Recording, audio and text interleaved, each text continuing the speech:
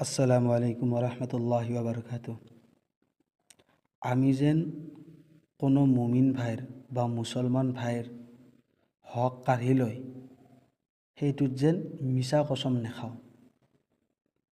হাদিছত আছে, হজৰত আবু উমামা ৰাদিয়াল্লাহু তাআলা আনহুৰ পৰা বৰ্ণিত আছে যে ৰাসূলুল্লাহ সাল্লাল্লাহু আলাইহি ওয়াসাল্লামে ইৰশাদ কৰিছে, যি ব্যক্তিয়ে মিছা কচম খায় কোনো মুছলমানৰ কোনো হক কাঢ়ি লয় তেন্তে আল্লাহ তাআলাই এনে ব্যক্তিৰ কাৰণে দোজখ ৱাজিব কৰি দিছে, নাউজুবিল্লাহ, আৰু জন্নতত তেওঁৰ ওপৰত হাৰাম কৰি দিছে।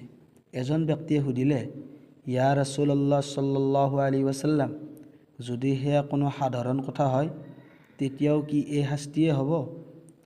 আপুনি সাল্লাল্লাহু আলাইহি ওয়াসাল্লামে ইৰশাদ কৰিলে, যদি পিলু গছৰ এটা ডালেই নহওক কিয়। মানে ইয়াৰ পৰা বুজা গৈছে, সাধাৰণ কথাতে হওক বা ডাঙৰ কথাতে হওক আমি যেন মিছা কচম খাই আনৰ হক কাঢ়ি নলওঁ। আল্লাহ পাকে আমালোকক প্ৰত্যেককে বুজাৰ তৌফিক দান কৰক। ওমা তৌফিকন ইল্লা বিল্লাহ ওয়া আখিৰি দাৱানা আনিল হামদুলিল্লাহি ৰাব্বিল আলামিন। খুদা হাফিজ।